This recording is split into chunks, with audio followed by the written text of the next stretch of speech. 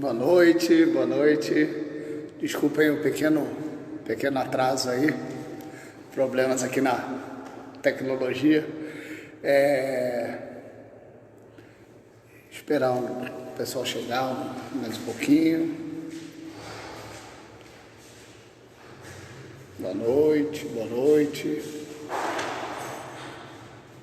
Chegando. Boa noite. Vamos lá, vamos chegando. 5 minutinhos para o pessoal se conectar aí, que a gente deu uma atrasadinha, tá bom?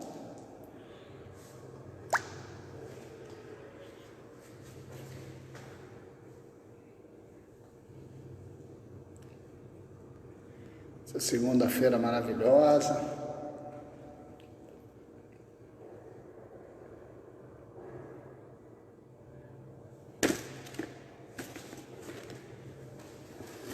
O estudo da noite de hoje é faculdades morais e intelectuais. Quem vai fazer a explanação do estudo é o Ricardo Pimenta. Só dá mais 2 minutinhos.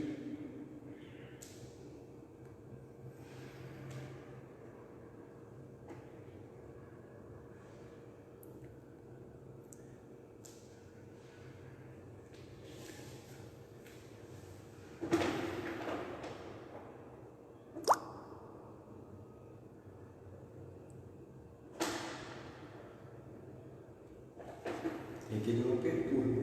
Oi? Tem que chamar que não perturba. Pode ser dúvida também.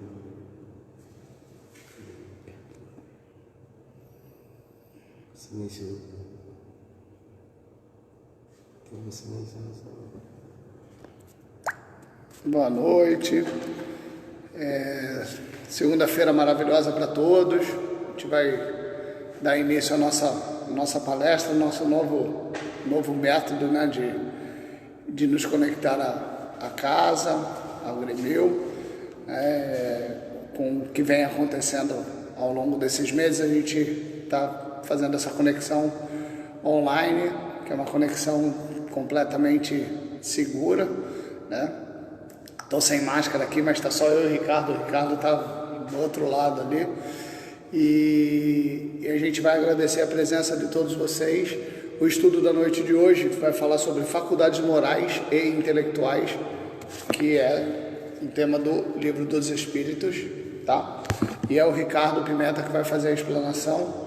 E a gente vai iniciar fazendo a nossa prece inicial, tá? Que vocês possam sentir as vibrações de amor e de carinho, e que Jesus possa abençoar a todos. Querido Senhor Jesus, amigos espirituais, bondosos amigos que nos intuem, que nos orientam, obrigado por mais uma noite de segunda-feira, apesar de distantes, todos com os corações e os pensamentos unidos, em nome de Deus, em nome de Jesus, para que possamos treinar um pouco mais a mente, para que possamos ficar um pouco mais aliviados das nossas dores, das nossas angústias, que os ensinamentos de hoje nos sirvam para enobrecer e engrandecer o nosso ser. Muito obrigado por tudo, fique conosco, Senhor, hoje, agora e sempre, que assim seja. E assim a gente vai convidar o nosso amigo Ricardo Pimenta para fazer a palestra da noite de hoje. Aproveitem sem moderação. Ricardo.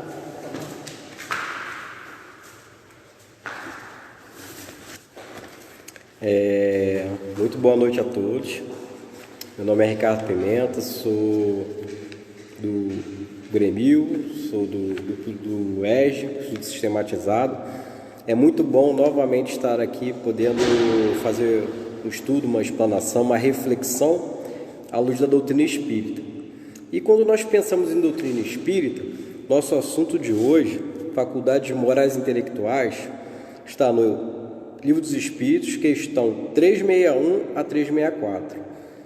E quando nós pensamos em faculdades morais e intelectuais, é um dos assuntos que mais nos perturbam, e que dirá os leigos, aqueles que não entendem, não conseguem conceber a concepção do espírito, da vida imortal. E a pergunta, né, que eu separei, que está no livro dos Espíritos, a pergunta que abre, né, esse pequeno capítulo de Faculdades Morais e Intelectuais, é a questão que todos nós nos perguntamos em algum momento da nossa vida. Todos nós nos perguntamos em algum momento da nossa vida. Está aqui. De onde vem para o homem suas qualidades morais, boas ou más? Então nós observamos, nós somos hoje encarnados em torno de 7 bilhões de seres, de espíritos. Então não há como não perceber os seres que são bons e os que são maus. Mas tem seres extremamente inteligentes que são maus, e seres sem conhecimento intelectual nenhum que são extremamente bons. E de onde vem, né? De onde vem essa diferença? Será que é do biológico? Será que são fatores ambientais? Porque a ciência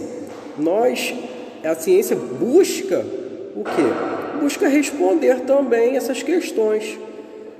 Uma série de livros, de palestras, de estudos que vão tentar responder essa pergunta, que a doutrina espírita nos esclarece, nos consola, porque muitas vezes nos sentimos inferiorizados. Nossa, como alguém consegue aprender a tocar um instrumento com tanta facilidade? Como alguém consegue tirar uma nota tão alta em uma matéria que eu sou tão, inferior? Ou então, nossa, como alguém consegue auxiliar o outro tirando os seus recursos e eu ainda não consigo fazer isso? E essas discrepâncias que nós observamos a que se trata esse tema do Livro dos Espíritos. Então, de onde vêm as qualidades morais boas ou más? Como alguém pode ser tão bom? Como alguém pode ser tão mal? E muitas vezes a diferença está na própria família. A diferença está na própria família. O que explica isso? Como pode um filho ser mais inteligente que o outro? Um filho ter virtudes que outro não possui? Um filho ser mais prestativo, outro ser mais preguiçoso? De onde vêm essas faculdades morais que nos tornam tão diferentes? Muitas vezes, e eu digo dentro da própria família, não por estudarmos a família, mas por fatores genéticos, que hoje está na moda, né? Tudo é genética, é o DNA, mas o DNA tão parecido, né? Tão equivalente, com discrepâncias quanto aos valores intelectuais e morais. E quando nós pensamos, né, no fator da genética, a gente pensa, nossa, mas aí os genes de um é mais elaborado que o outro. Só que, quando nós temos a oportunidade de conhecer a doutrina espírita, nós percebemos que Deus é extremamente justo e misericordioso. Como um Pai justo e misericordioso pode ter tornado um ser tão inteligente enquanto me carece de competências morais e intelectuais? Eu sou mau porque é minha personalidade, e aí Deus me fez assim. O outro é bom porque Deus fez ele assim. Então, quando nós conhecemos a doutrina espírita e estudamos, nós percebemos que Deus é justo. Sendo justo, criou seres simples e ignorantes.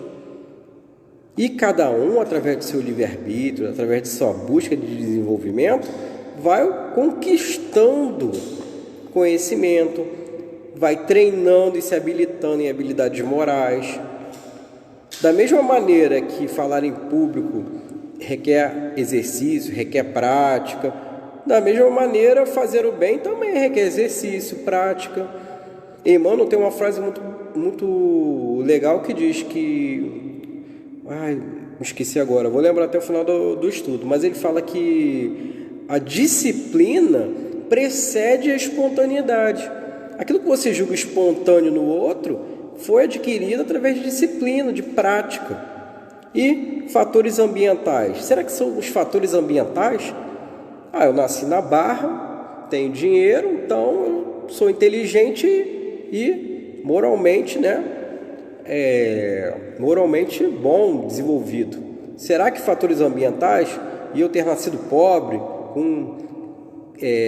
me faltando, com carência de recursos, muitas vezes o alimento, será que isso me tornou ignorante e moralmente perverso? Será que são os fatores ambientais? Ter nascido em um país quente ou frio? Será que são esses fatores ambientais que transformam as pessoas em inteligentes e boas ou mais em ignorantes? Essa é a resposta que a ciência busca. Genética, fatores ambientais. E a doutrina espírita, ela nos revela algo muito maravilhoso, que é a perspectiva do espírito.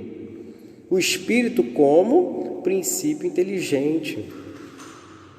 Como o espírito é como uma massa de modelar, que você vai dando a forma. Só que Deus nos dá a nossa forma através de nosso livre-arbítrio. Ele permite que nos moldemos. Então, daí o nosso desenvolvimento moral, intelectual. Vou estudar mais a ciência, vou me tornar intelectualizado. Vou me esforçar por ser mais moralizado. Vou fazer o bem, seria uma pessoa melhor, capaz de desprender, de doar. Coisa que muitas vezes o intelectual não entende, não concebe. Por quê? Porque não pratica. E essa perspectiva do espírito, quando nós estudamos a doutrina espírita, o que nós percebemos? O que nós passamos a conhecer? Que Deus, sendo único, criou espírito e matéria. Por que Deus criou espírito e matéria? Só Ele pode responder essa pergunta. Mas de que maneira esses dois elementos eles interagem? A matéria é a ferramenta. E o espírito, sendo um princípio inteligente, age, cria, modifica. E a palavra mais importante, acredito, do vocabulário divino, o espírito, princípio inteligente, ele colabora. Ele colabora na manutenção de tudo que Deus criou. Imagina se você deixasse o seu quintal sem varrer. O que aconteceria? Sujo de folha, de poeira e tudo mais. Precisa de quê? De seres para estar ali fazendo a manutenção. E assim trazendo equilíbrio àquele local. A doutrina espírita nos revela o processo pedagógico da encarnação. Por que processo pedagógico? Pedagogia é coisa de escola. E nós não estamos inseridos em uma escola. A gente não vem aqui, se encarna, buscando se desenvolver com o outro, aprender com o outro. E o que fundamenta isso? Será que algum estudioso, algum teórico da Terra, será que ele criou alguma teoria? Será que tem alguma explicação que a ciência possa nos dar? E a gente vai ver que tem uma teoria que ela é muito afim à teoria que explica a natureza criada por Deus, esse equilíbrio com que Ele faz o quê? A gestão da sua criação. Quando nós usamos o exemplo da escola, imagina você tendo um filho. Como você quer esse filho? Você quer sustentá-lo eternamente, bancá-lo, comida, passeio, escola, ou você quer sustentá-lo por um determinado tempo e a partir daí observar sua independência. Reflita nesse momento. Você prefere sustentá-lo ou estimular a sua independência? Se você respondeu para si mesmo, nossa, eu quero meu filho para sempre para mim, seu pensamento é um pouco equivocado, ele vai ser sempre dependente. Mas se você o estimula a ser independente, qual o resultado dessa independência? Ele vai poder o quê? Produzir, vai poder criar, vai poder auxiliar. E você vai observar aquilo que você auxiliou na criação. Nossa, olha ele fazendo bem, auxiliando. Nossa, que ideia que ele teve. E essa é a grande satisfação que Deus tem em perceber as suas criaturas agindo o quê? Com companheirismo, auxiliando na grande obra da criação. E nós, enquanto filhos, nós estamos em diferentes estágios. Porque nós estamos falando aqui hoje, faculdade de morais intelectuais. Quantos de nós tem primário? Levanta aí, irmão. O segundo grau. Aí a universidade. O mestrado. Doutorado. Pós-doutorado. Percebem a escala? Essa é a escala. Diferentes estágios. Por quê? Porque será que nós podemos fazer o mestrado, doutorado, pós-doutorado? Podemos, somos inteligentes, temos as potencialidades para alcançar esses estágios. Da mesma maneira que a doutrina espírita nos demonstra isso, que estamos em estágios evolutivos diferentes. Uns buscando aprender mais sobre a ciência, outros sobre a filosofia, outros sobre a matemática, sobre a natureza, outros se desenvolvendo moralmente. Quantos de nós não percebemos? Hoje eu estava vindo embora, passei por 2 franciscanos. E aí eu fiquei, gente, será que esses franciscanos estudam? Mas a escola franciscana, ela tem a tradição de quê? De fazer o bem, estar ali com moradores de rua, fazendo, exemplo de Francisco de Assis. O que eles estão buscando ali? Se desenvolver o quê? Intelectualmente?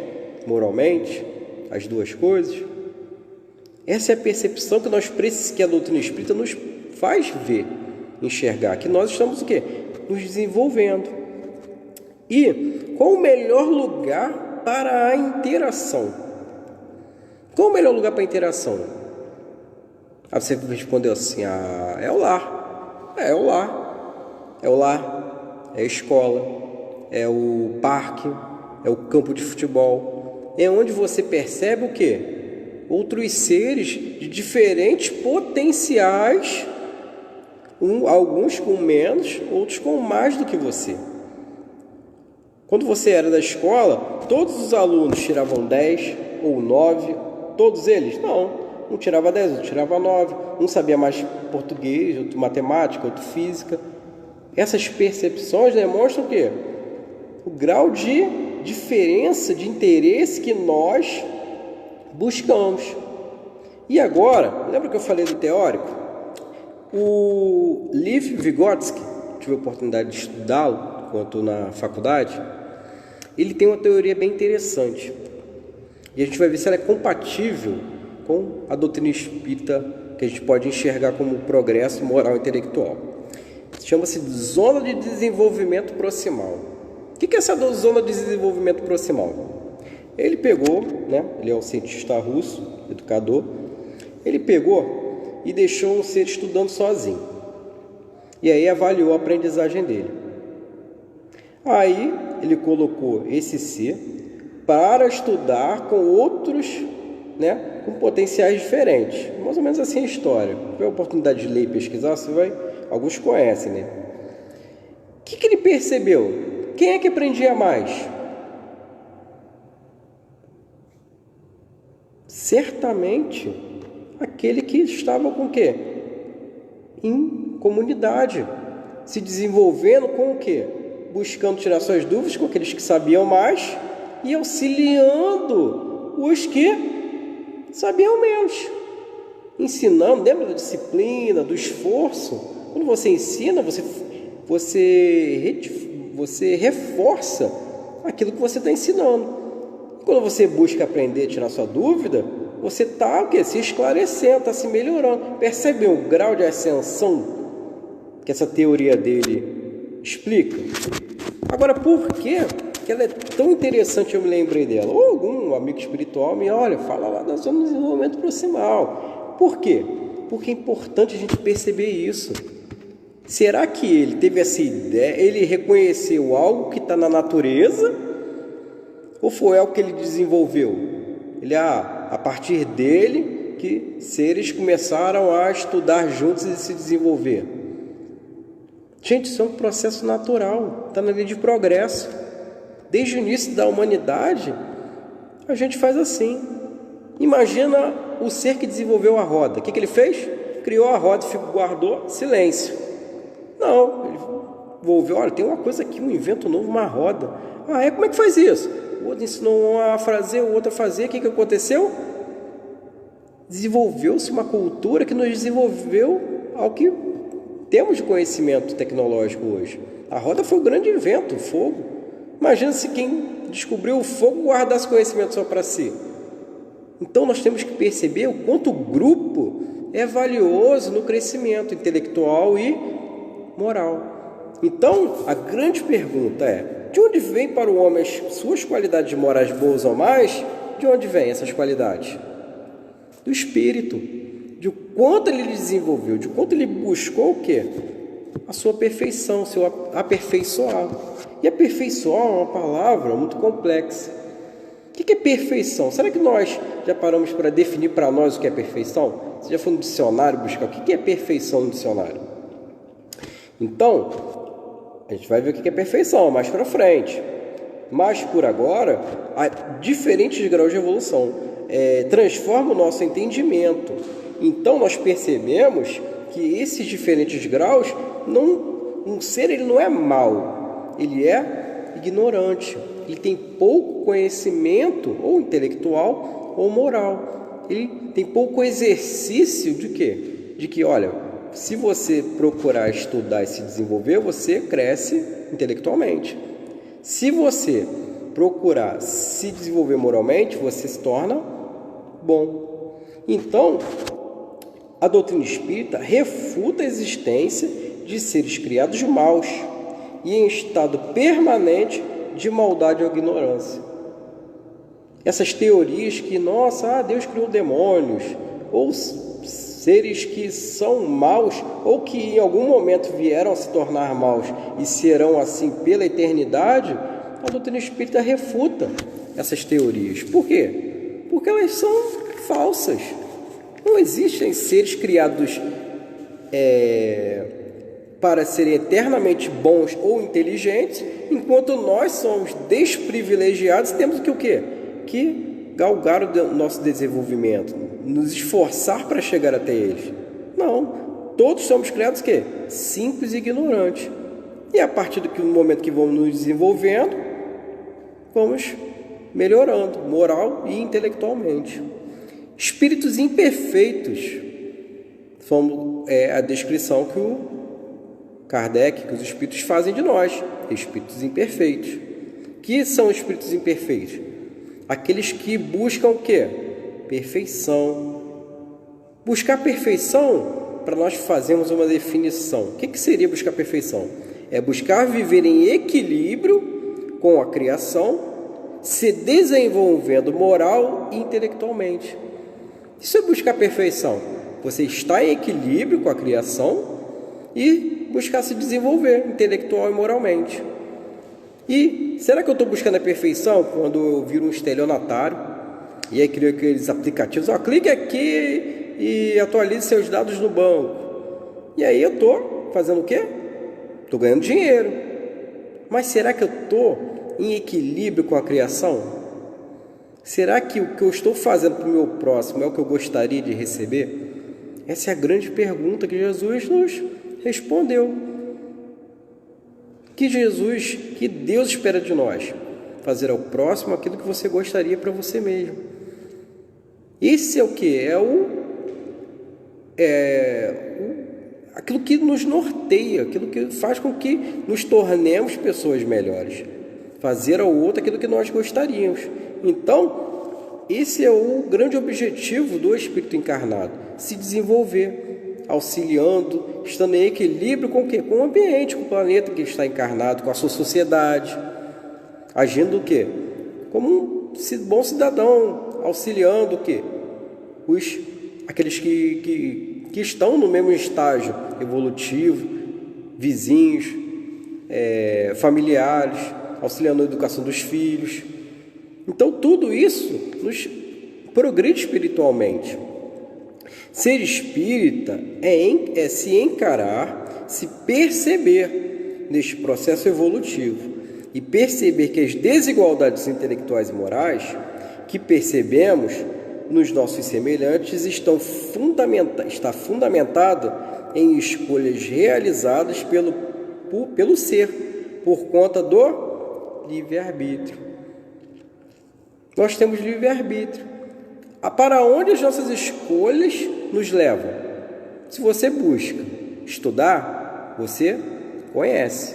Se você busca fazer o bem, você se desenvolve moralmente, se torna uma pessoa melhor, mais desprendida. E quando nós falamos em desprendimento, tem uma passagem também do Lacordaire que eu vou trazer depois, mas voltando aqui para o resumo, para não eu tracei, né, uma direção para a gente encadear o estudo. A dúvida de por que devemos buscar nos melhorar moral e intelectualmente é respondida quando analisamos o mundo em que vivemos. Tudo bem, entendi. Por que existem diferenças morais e intelectuais? Porque Deus nos criou simples e ignorantes, fomos nos desenvolvendo. Agora, por que é tão importante eu me desenvolver moral e intelectualmente? Por que é importante? É só você olhar pela janela, ligar a televisão aí na rede que você quiser, que você vai perceber o quê? Mundo imperfeito. O mundo imperfeito é um mundo desequilibrado. É um mundo desequilibrado. É um mundo desajustado. Diferenças, muitas vezes sociais, raciais, intelectuais. Então nós percebemos, só que essas diferenças, elas são muito discrepantes, elas são muito diferentes. Você vê um extremamente maus ou extremamente bons. Você não tem uma média. Essa média seria característica de um mundo imperfeito? Não. Essa média estaria em um mundo o quê? Feliz. Em um mundo em que os seres progridem o quê? Em conjunto. Lembra lá do Zona de Desenvolvimento Proximal? Aquela questão em que aprende melhor quem se desenvolve em comunidade? Essa era a característica do mundo feliz, de um mundo melhor. Outra resposta para por que devemos buscar nos melhorar? Somos seres imperfeitos. Se somos seres imperfeitos, nós buscamos o quê? Equilíbrio. Nos equilibrar. Como eu faço para me desenvolver e estar em equilíbrio com o ambiente? Essa é a grande busca que nós devemos direcionar a nossa atenção. Como nós fazemos isso? No final da palestra tem os tópicos aqui que eu separei, que estão todos aonde? Nos Pentateuco Kardeciano, Livro dos Espíritos, Evangelho.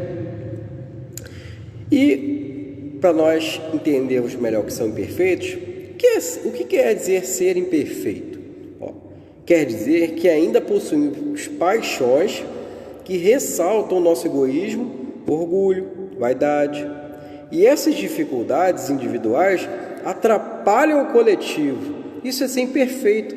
Ser imperfeito é como? O meu orgulho me atrapalha de me reconciliar com o meu próximo. A minha vaidade, ela me atrapalha ao que,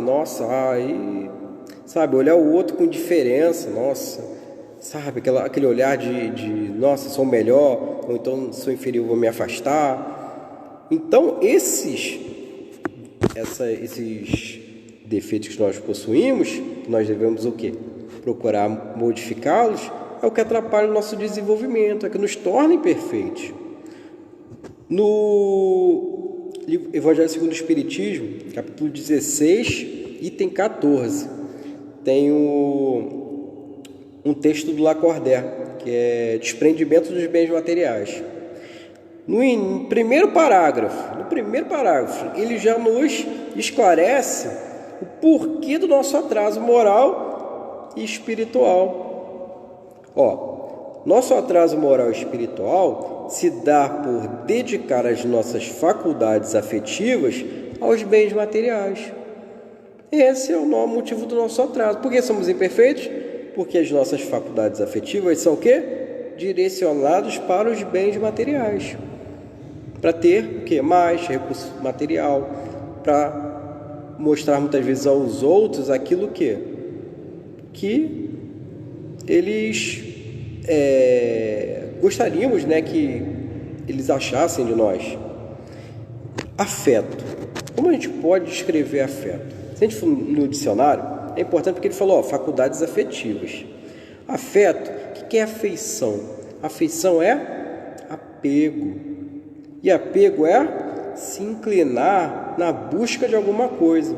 Eu sou muito apegado à bebida, sou muito apegado ao vício do jogo. Eu sou muito direcionado ao quê? A essas preferências que são perfeitas, que me dão equilíbrio, auxiliam no progresso do mundo em que eu estou? De maneira nenhuma. Então eu sou o quê? Espírito imperfeito. Minhas buscas são imperfeitas, o resultado de tudo é desequilíbrio. Vou avançar aqui mais um pouquinho. E a grande pergunta também que muitas vezes nos fazemos, ainda mais nesse tempo de crise, em que muitas pessoas que têm condições de fazer o bem, de fazer, auxiliar, né, na condição em que estamos, né, por que homens tão inteligentes são profundamente viciosos? É a grande pergunta. Por que homens tão inteligentes são viciosos? Será que a doutrina espírita nos responde essa pergunta? Certamente. Mas precisamos o quê? Nos debruçarmos sobre o livro, procurando responder as nossas questões. Muitas vezes, eu lembrei, né, de um livro que eu havia lido há muito tempo. Nesse livro é um livro sobre suicídio, mas não é o da Ivone, não, do Memórias do Suicida, não. E o suicida chegava lá na espiritualidade, e aí o mentor falava, nossa, mas eu frequentava lá a igreja e tudo mais. E aí o mentor fala para ele, mas olha, a religião, ela ajuda muito, mas ela não é essencial no progresso. O que ele está querendo dizer? Só ir, frequentar, mas não buscar se desenvolver se inspira no Evangelho de Jesus, ele não vai te transformar. Vou lá, ouço, mas, aquilo não me transforma, não me faz, enxergar o próximo como alguém que muitas vezes necessita de ajuda. Não é necessidade de ajuda de alimento, não, mas necessidade de apoio moral, de estar ali no amparo das necessidades básicas, seja uma palavra, seja um abraço, um gesto de afeto. Então, essencial é o quê? Seguir o Evangelho de Jesus, através das práticas. Jesus deixou uma vida de exemplo para nos orientarmos. Então, nós temos que debruçar o nosso estudo sobre a religião? Podemos. Mas se só debruçar o nosso estudo sobre a religião, mas sem a transformação íntima, é só um livro que você está lendo. E nós precisamos buscar o quê? Resposta para as nossas dúvidas. Muitos seres buscam o quê? Buscam os equívocos. Qual é o fraco do espiritismo? O espiritismo não responde isso. Então, me desestimulei com a doutrina. Vou para protestante. Mas isso aqui não responde. Me desestimulei. Buscam erros. Quem busca equívoco vai viver em equívoco. Mas quando você busca a verdade, se esclarecer e isso entra em consonância com aquilo que você acredita, você se melhora. Então, por que homens tão inteligentes são profundamente viciosos? É a pergunta. Só a doutrina espírita nos permite essa resposta. Por conta do espírito. Espíritos muito desenvolvidos intelectualmente, mas que pouco se desenvolveram moralmente. Não procuraram saber qual a necessidade de seu irmão, de que ele precisa.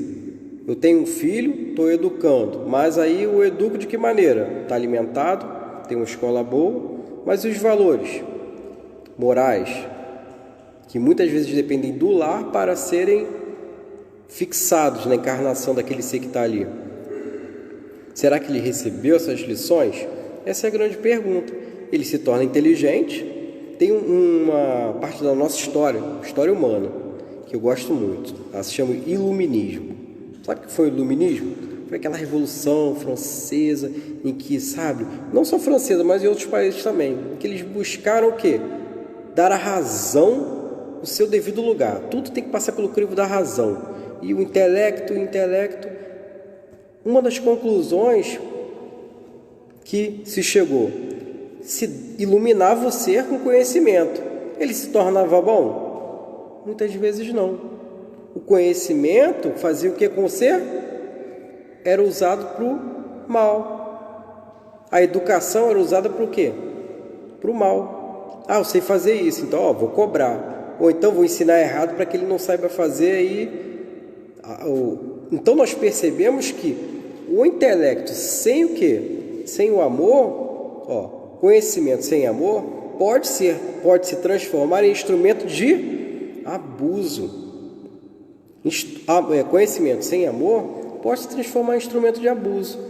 Por isso nós devemos vigiar o quê? 5? Tá parado? A gente está olhando o relógio. Então, o conhecimento sem amor se torna instrumento de abuso. Por isso que é tão importante desenvolver, não só moralmente, mas também intelectualmente. Intelectualmente e moralmente. Procurar entender o porquê de estudar e o porquê de agir. Agir é a prática. E lei de afinidade. Muitas vezes nós sabemos que nos influenciam os espíritos muito mais do que nós imaginamos. Está lá a pergunta do livro dos espíritos. Espíritos viciosos vão andar com... seres viciosos vão andar com espíritos viciosos, imperfeitos. Por isso que nós temos que vigiar a nossa companhia espiritual. De que maneira? Porque eu não estou enxergando os espíritos que aqui estão. Mas, se eu sou honesto, se eu procuro ser bom, se eu procuro ser íntegro, que tipo de espíritos estão ao meu redor? Os melhores possíveis. Agora, se eu sou imperfeito, danoso, amargurado, que tipo de espíritos eu atraio? Lei de afinidade. A doutrina espírita também nos demonstra isso. Sabe aquela tristeza, aquela coisa? Nossa, são as nossas companhias espirituais. E lembra das dicas que estão ali no Evangelho, no Pentateuco, na vida de Jesus, na vida de São Francisco de Assis, como nós nos transformamos morais e intelectualmente melhores.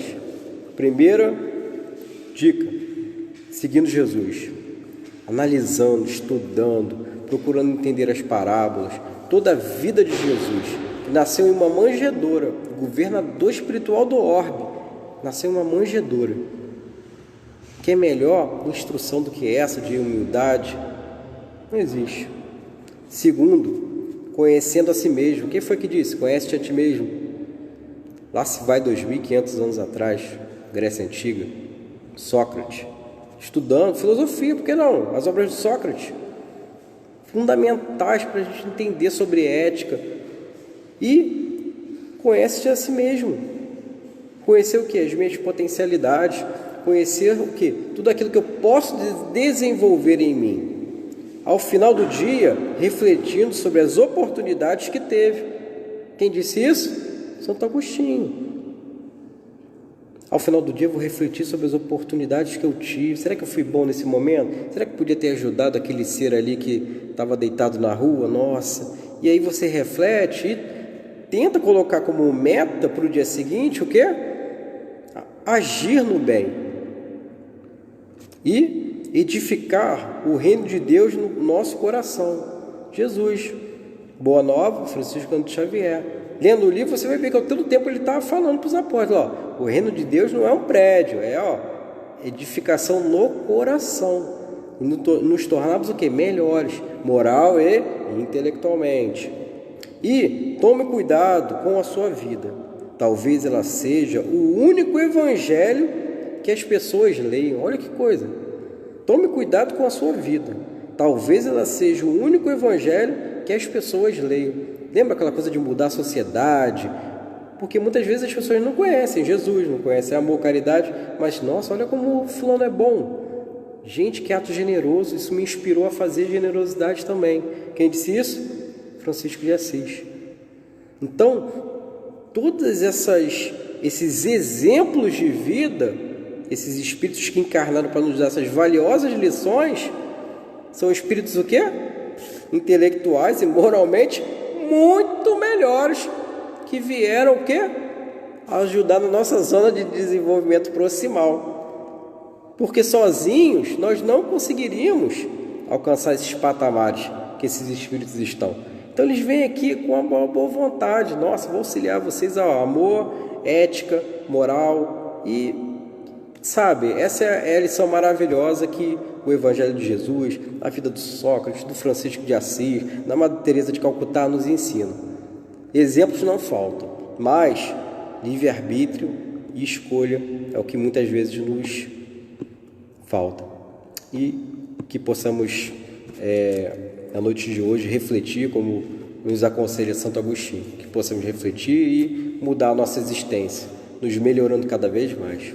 Que assim seja. Boa noite. A gente agradece aí ao Ricardo pela predisposição e a vontade de estar aqui, né, e servir. E sem mais delongas, a gente vai fazer a nossa prece final para que a noite se encerre com chave de ouro. Lembrando que amanhã tem estudo, né, do tratamento espiritual, que começa às 19h30, né, 19h30 no mesmo canal, tá? E que possamos conectar e ter embaixo aí tem um aviãozinho, manda aviãozinho para o amigo, conecta mais um, vamos fazer uma corrente do bem para a gente conectar mais um. Se todo mundo conectar mais um, a gente vai fazer essa sala crescer bastante, tá bom? Então vamos fechar os nossos olhos e dizer obrigado, Senhor Jesus, pela oportunidade de ouvir, pela oportunidade de servir. Que o seu manto sagrado cubra toda a humanidade e que possamos passar por esse problema, por esse grande desafio que estamos passando, com sabedoria, com inteligência e, acima de tudo, que possamos passar praticando a caridade, o bem ao próximo. Muito obrigado, Senhor, pela oportunidade, que assim seja.